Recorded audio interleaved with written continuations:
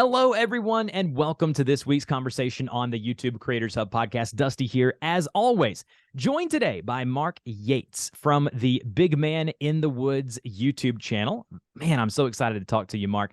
Mark says about himself, he says he's a scout leader from London. His channel is all about helping scout leaders be the best leader they possibly can be. He gives out game ideas, gear reviews, advice, how to deal with certain situations, and so much more. Again, that is Big Man in the Woods. Mark, how you doing today? I'm good, my friend. How are you?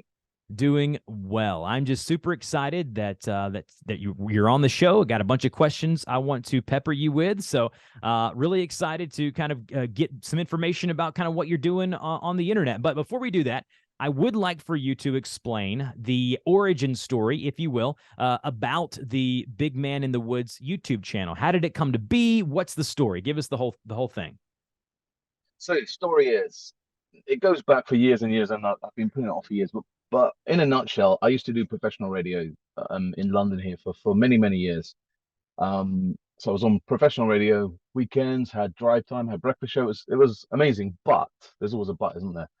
I was working my daytime job during the day, running home for a quick bite to eat, and then off to radio in the evening. And I'd be finishing maybe midnight, 1 o'clock, and then only having limited hours sleep, and then back in the hospital in my daytime job. And it went on for years. And then my wife, but my girlfriend at the time, was like, Mark, this is too much. You can't do two kind of full-time jobs. So unfortunately, radio wasn't paying the best money. So radio knocked it off the head, and I was continuing to do my daytime job. And it was kind of plodding along like that. And then one day I was talking to a doctor at work in my hospital, and she was like, Mark, my son does this thing called Scouts. I don't know if you've heard about it, but you like going out in the outdoors and playing in the woods and stuff. Why don't you think about Scouts? So, that's not me at the moment. Um, and then I moved to London. I moved from Windsor, where I was living, into London, and got a flat with my girlfriend. And to be honest, Dusty, I had no friends. That's meant you meant to do that sound effect. And I kind of remembered that this conversation I had with the doctor about going to Scouts, and I thought, I wonder, maybe I can meet some adult friends via that, become leaders and stuff. And 15 years later, I've got amazing friends, not just in London, but around the UK and around the world, who are all connected with Scouts. And part of my training, I met a chap who was thinking of doing this podcast, but just didn't have the background knowledge. And I was talking about my radio. And as they say, Dusty, the rest is history. And we set up this podcast called the Urban Bushcraft Podcast. And we did that for a couple of years, but it was a lot of hard work. My friend wasn't technical, so I was driving to his house, recording, editing it, promoting it. And it just got a bit too much again. And I was thinking, you know what, let's knock this on the head. I can't do this anymore. So I stopped it for maybe a year or so. And then I was attending a lot of these camping shows, around the UK, where they like trade shows and stuff. And people are saying, hey, you're the guy from Urban Bushcraft, don't you? So, yeah, yeah. Well, you need to bring that podcast back. And me and that co-host, we were kind of talking, but we weren't talking. And I thought, you know what, I'm going to give this podcasting like a go on my own. And how do I get a name? Just was struggling for a name, and I got chatting to some people at work. I'm 6'3", bit of a big guy, so kind of Big Man came in, messing around in the woods and the forests, and played around a whole lot of names, and kind of Big Man in the Woods started. We've got this brand going, and then started dabbling in podcasting, using my professional skills from back in the day when I was doing professional radio, making my own jingles, editing it all down. And Dusty, I was just in heaven. It was like, man, I've kind of been born again. I found my passion again. So I'm doing Right. Scouts, which I'm loving, and I'm kind of selling my passion, and I'm back in podcasts. But podcast kind of wasn't my kind of thing. I was kind of like, man, this is not right. So I then delved into YouTube. So I had my YouTube channel, and then I was kind of taking the audio from the YouTube, making it into a podcast, and it was too much again. So I thought, you know what, I'm not going to do podcasting. I'm not going to do YouTubing. I tried blogging. My wife's a teacher, and she would be constantly telling me, oh, the blog is misspelled. This is not, the grammar's not right. This isn't right. that's not right. And I thought, okay, blogging probably isn't my right. It's not my thing, with all this constant spelling mistakes. And it's like texting, you send a text and then you realize, oh, you misspelt something. And Yes. I thought, right, let's go back to YouTubing. And I've been doing YouTubing for about 10 years and it's gone exploded bigger than what I thought. And I've been invited around the world online to give talks. And I give talks here in the UK and I'm spotted and my name is kind of well known in the scouting world. And then during COVID, someone said, Mark, please bring back the podcast. I really miss the podcast. When I'm walking the dog or put the headphones on and block out the wife moaning, or when I'm doing DIY, I can start listening to your podcast. And I was thinking, you know what, it would be absolutely brilliant, but I don't have the software anymore. Changed computers and I've lost that kind of thing. And then there's this chap, I don't know if you heard him, called Dusty Porter. Don't know if you've heard of him. It's I was me. listening to his podcast with Rob. I'm going to mispronounce his name. Is it Rob Ballesteros? Belisabus. That's the one. And you two were having this talk about a software that he was called StreamYard. Mm-hmm. So I was using that and then broadcasting that. And now recently they've got that new update where you can take the audio podcasting. It's made my podcasting life so much easier. So now, yeah, I'm doing my YouTube podcasting at the same time, all thanks to that amazing software that's made life so much easier and saved a ton of time. So yeah, I think I answered your question, didn't You answered it with spades. That's a 5-star answer, my friend. I appreciate that.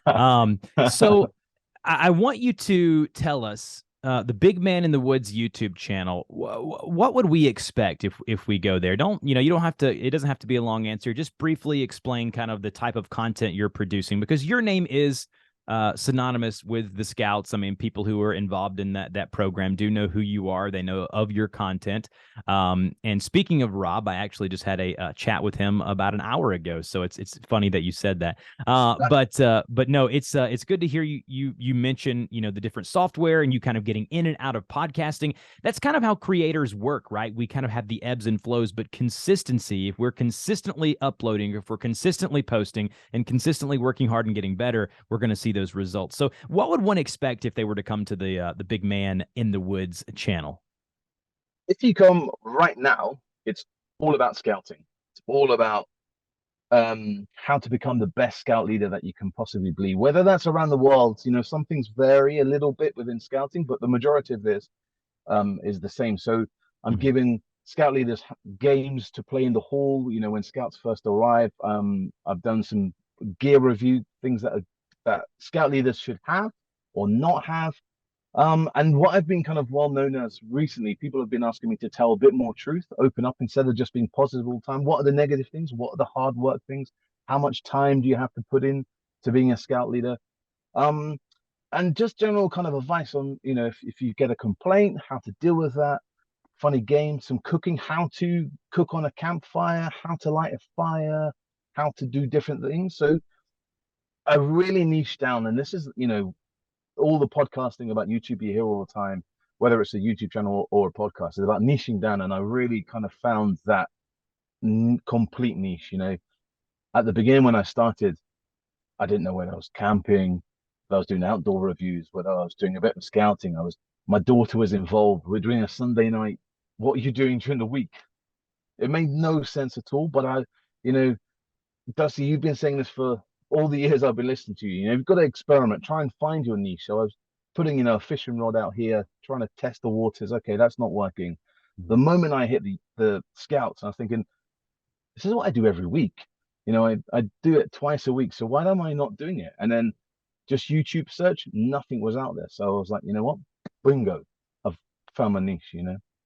Yeah, I love that. I love the stuff that I remember early on, like in the pandemic, you had some videos kind of go crazy about, different games that you can do on Zoom and some of the virtual stuff that you did, and that just even popularized kind of what you did even more. I want to ask you this. Now we're going to get into the YouTube side of things because you have grown the channel very quickly. It's very, very popular amongst the space that you're in because you have niched down so far into the community that you're trying to reach.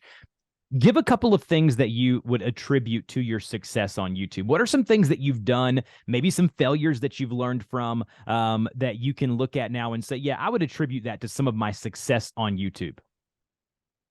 It's unfortunate that we're doing a podcast right now and you can't visually see it, but I've kind of got my YouTube space that I'm recording in now. It's my shed. Um, it's a working shed. So if you saw my videos on my YouTube channel, behind me, right behind me, is my kind of branding. Right behind me here is kind of got my scout set up behind me. But this side behind the camera is a working shed. I've got paint, tools, screwdrivers, every single thing. And you see YouTubers with this amazing setup, and uh, mine's not. Mine's a proper working shed that I've tweaked over the time. And my early days, I had a little spotlight in a 99p spotlight trying to, and the lighting was awful. This was awful. And over time, I know people are saying, you need to buy decent lighting, and you need to do this, you need to do that. Just mine's all about budget. I've got two kids, a mortgage, a wife. I live in London. It would be amazing to get the best setup and the best lights and best. Just do what you can afford. Mhm. And I'm in the back of my shed. It hasn't cost me a lot. These lights, probably about 20, 30 quid. Nothing. I film on my YouTube, on my iPhone. It's all about keeping budget down and just doing what you can afford. And it would be great to publish every single day. You know, for me, it's impractical. Once a week is just enough for me. And I've been live streaming on a Thursday, an hour before my scouts.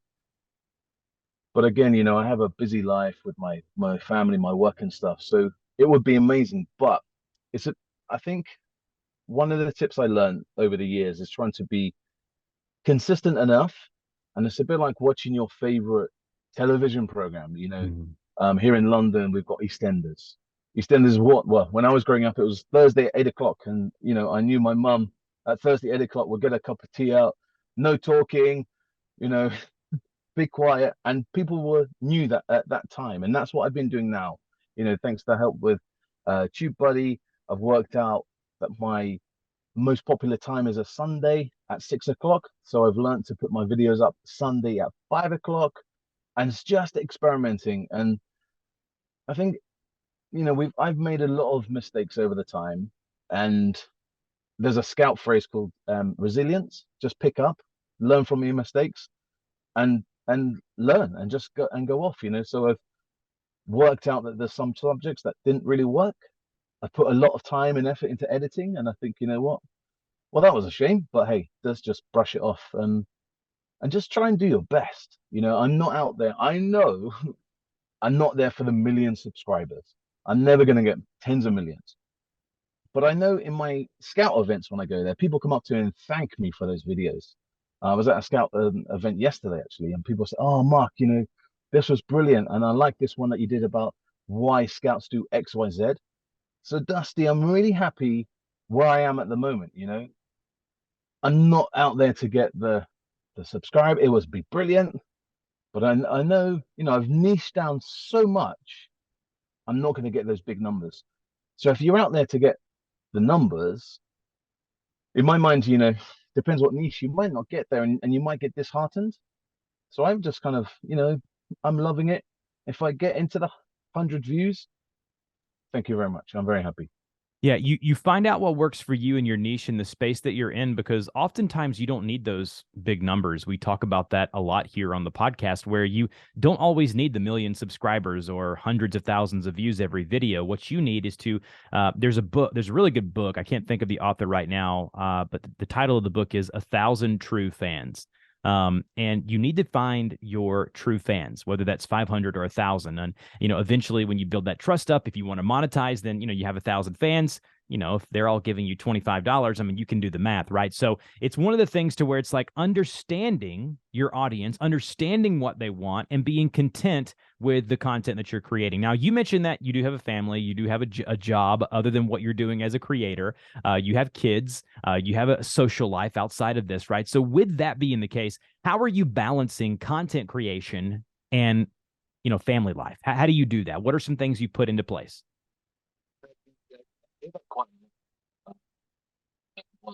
You know, people I work with are like, Mark, how do you work shift patterns at the hospital? My kids are still young. I have a wife who wants me to do stuff around the house and, you know, food shopping at the weekends and stuff. The answer is I am so lucky because this is the secret, Dusty. My kids and wife go to bed really early at night. They go I to love bed about 8:30. So from then up until about 11 o'clock is my work time for my big man in the woods, whether that's replying to emails, editing, jump down into the shed, record a vlog, and use that nighttime space. That's the honest truth, you know. And I get it asked quite a lot whether people ask me about my scouting stuff, not maybe not YouTube stuff, but I do a lot of scouting stuff. How do you do it? And I honestly believe, Dusty, if you're passionate about something, you'll make the time for it.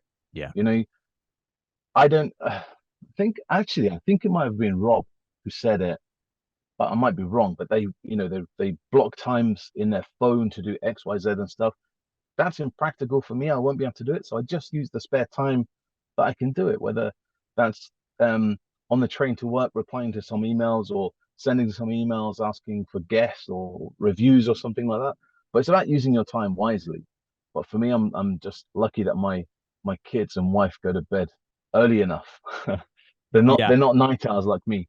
Yeah, so my family, most of them are night owls, and so that wouldn't work Oh, for me. So I think the beauty is finding that time because I agree with you. Before I did content creation full time, I ran programming at the local YMCA. I ran all of the association's programming, sports and camps and things like that. I was in charge of all that. So I had a very busy job where oftentimes it would keep me late at night, early into the mornings, as jobs do. So I had to find that time, whether that's middle of the day, lunchtime, or it be really, really early where I would have to wake up super early and do it then. It's finding that time. It's kind of like working out and fitness, something that I like to think that I take fairly serious. I love to get a sweat in or get my heart rate elevated once or twice a day. So what I've done is I can't do it when the kids get home because I want to spend time with them because I haven't seen them all day. Can't do it super early because oftentimes I'll have meetings or interviews with people, you know, overseas or whatever it may be. So I have to use my lunch hour, eat a really quick lunch, and for 45 minutes, boom, go on that walk, go on that run, get on the bike or go to the gym, whatever it may be. Finding the time, there is time. Like you said, if you're passionate about what you're doing, there is certainly time for you to create the content. Let's move over to the business side of things because I know you are making money from this, and I know eventually, you know, down the line you'd probably want to make even more money. So, with that being the case right now, can you talk about your monetization methods and strategies and what you're doing to make money now and what you'd like to do down the line? at the moment, it's me being a bit lazy and feeling a bit, I don't know what the word is, but not trying to think what the particular word is, but I'm not really because my target audience is scout leaders. We're all volunteers. We don't get paid for this, yeah. And I set up a Patreon, and then I felt guilty. That's the word. I felt guilty for setting up a Patreon from scout leaders, saying, "Hey, you know, if you pay me £3 a month, £4, £5 a month, you'll get a free Big Man in the Woods badge, and you'll get a one-to-one video with me or something, and I'll give you some advice." And I thought, actually, that's really bad because I'm a scout leader. Would I pay to get advice from this guy? So I stopped it. I felt just out of pure guilt. It was nice having a bit of 20, £30 a month coming in. Um, but then I just thought, you know, this isn't right, you know. And then we hit COVID, so that even confirmed my even more reasons of not doing Patreon. So at the moment, my source of income is just the ads coming off YouTube channel. I've just been setting up my podcast ads, but I've got a bit of merch.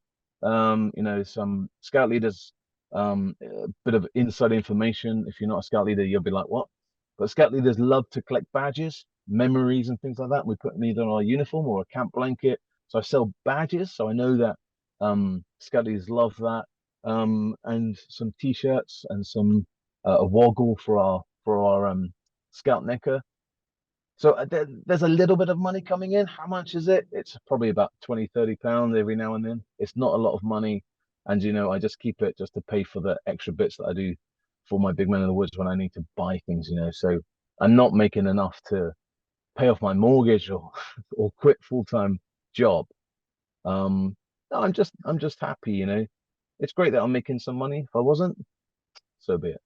And I think that you have the ability to and the content to where you could be making much more than that. I would like to encourage you here live on air as we're recording this podcast to reconsider the maybe not even Patreon, but reconsider, because I'm sure there are scout leaders out there who get into it. And like with anything in life, they think to themselves, man, I'm kind of blind. My wife wanted me to do this, or the kids wanted me to do this. I have no idea where I'm going, what I'm doing. And it would be nice for them to pay a few bucks or 10 or 15, whatever it may be, to get someone to help them along the way. And that would save them hours of their time. So I'd like to encourage you, because I do believe you have a niche where that would sell very well as alongside the merchandise, because I do believe merch, as you said, with the badges and the other things like that are extremely, extremely important. So good stuff on that. I think that, again, you're going to continue to see those things grow. Just quickly with the merchandise, what has been your experience? How are you selling the merch? What have you found to work and not work? Are you just putting links down below, or how are you doing it? I think I might, as of this weekend, I had an email, and I think I might change the way I've been selling it. I've been selling via the Etsy store. And I had an email just the other day to say I sold a bit of merchandise, but by the time you get your fees out and stuff like that, I made like 37p. I thought, wow, that's what am I doing? I'm Right. I'm not in it to make loads of money, but it would be nice to make a little bit. Yeah. But just to make 37p out of a couple of quid that I actually sold it for, I thought, you know what, I need to find a new way of selling my merchandise. So that's what I'm going to do this week, a bit of research on how to do it. Because I'm not selling them in a bulk load. I'm not selling them weekly. It might be one, two a week. I might have a month or nothing. I might go for another month where I've sold 10 things, So Right. I've got to do a bit more research. Sure. And I want to ask you, what is something that you wish you would have known sooner? Something looking back, you're like, man, if I just would have known that, I wouldn't have had to wasted all that time or that effort or whatever it is as a creator. What is something that you wish you would have known sooner? Don't spend a lot of money on a lot of gear. You either listen to podcasts or YouTube, and people say, oh, you need to have this microphone, you need to have this camera, whatever. And my wife doesn't like me spending a lot of money, as wives do. And she said, Mark, you're in the forest, you're camping and stuff, and you always have your phone on you. Why don't you just upgrade your phone? Bingo. I'll get a better quality on the camera, and the microphone works well. I'm not in a busy place when I'm in the shed. So I was worrying about equipment, but no, just use what's around, what you've got. Mm-hmm. Yeah, I could not agree more with that. Some people, they already have it, whether it's their phone or the computer or laptop that they're currently using or whatever it may be. You don't have to go out and buy it immediately. Take the little revenue that you make, like what Mark could do is, within a 3 to 6 month time period, take that money that he's making with merchandise, put that aside and save it, and then get a little bit of a gear upgrade, right? Reward yourself for the time and effort you're putting in. But a lot of times you can just use whatever you have laying around the house, and whatever equipment or gear that you have. You don't have to have the latest and the greatest by any means. So I want to ask you now, one of the last questions I like asking folks is, what's next for you, Mark? Like, what are you looking to do, short term and long term with the Big Man in the Woods YouTube channel? The YouTube channel I found where I'm happy with.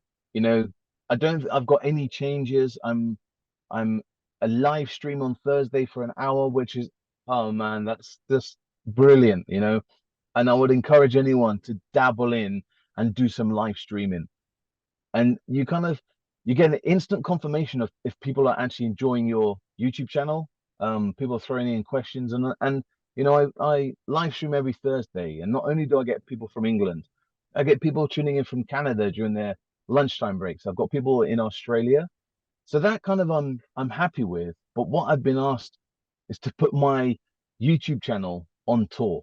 So go around the UK and visit more people, and maybe whether I do a live show, whether I do a camping weekend where people can come and meet me and whatever. So it's not kind of YouTube podcast changes is what I want to do, and get out a bit more, and people can actually come and meet me. So it's kind of like a big man on tour. Big man on tour. I love it. Now, one of the things that I noted that I didn't ask you about, but I want to cover before we get off here today, is you mentioned the Yeah, live streaming. You've been yeah, consistent with that now for a long time. Give yeah. the audience listening to the show some tips or some pointers on live streaming, because I've gone back and I've watched some of your recorded streams. You do a great job. You're great on camera. Obviously, you have a great personality. So, what are some things that you can give as far as bits of advice on growing a live stream audience and the benefits that can have on your YouTube channel and content as a whole? It's down to consistency, and I get a lot of complaints when I'm not live. So sometimes I get stuck at work, or um, in fact, there's school holidays. So if there's school holidays, there's no scouts. It means I don't live stream. Um, and sometimes I'm being bad not to put it up, saying I'm not live streaming tonight.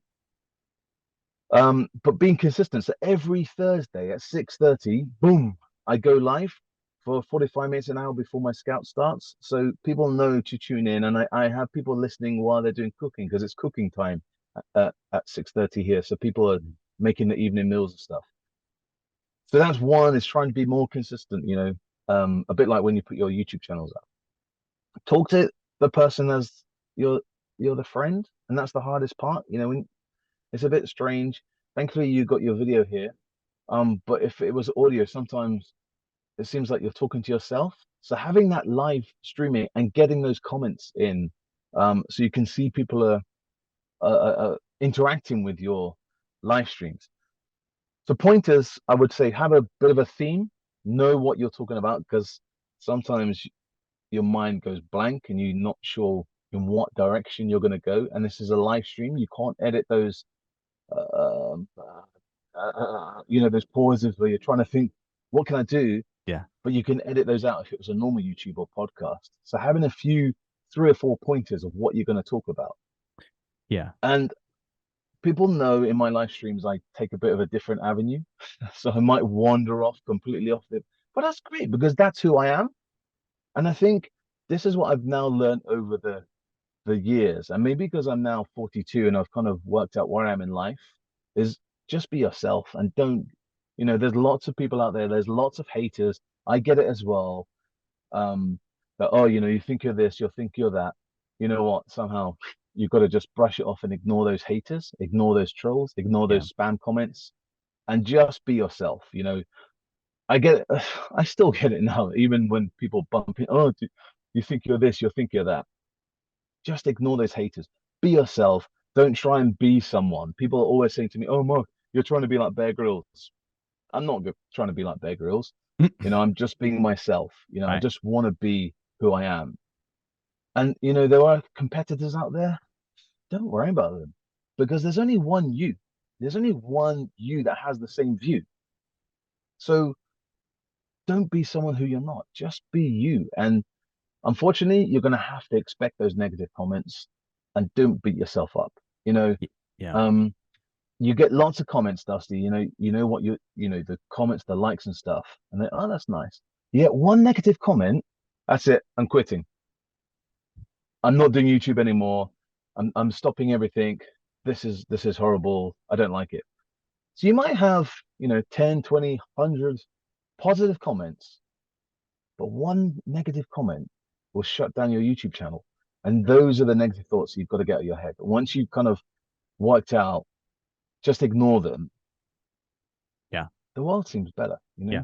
I could not agree more. And briefly, do you mind, at the top of the show, you kind of dove into it a little bit. Talk about the technical side just briefly. How are you setting up your stream? I know you said you were using StreamYard, but how are you doing it, like as far as live streaming? Just give us the top to bottom, what you're using, and kind of just so people know exactly maybe what's involved. So are you talking about live streaming or my normal vlogs? The live streaming part of it. Live streaming, unfortunately, there's a bit of a cost, but you got to weigh it up.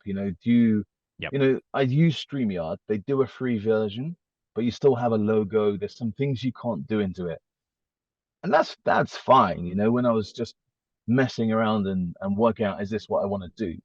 Then worked out actually the live streaming is popular, so I paid for it, and I've only got the middle banner. I haven't got the extra with green rooms and stuff. I think it's about £30 or something like that. And that's all I do. Just connect sometimes this is technology, as we were doing earlier on. Hmm. Sometimes technology works. Sometimes my iPhone connects to my laptop. Majority doesn't, and I use the webcam.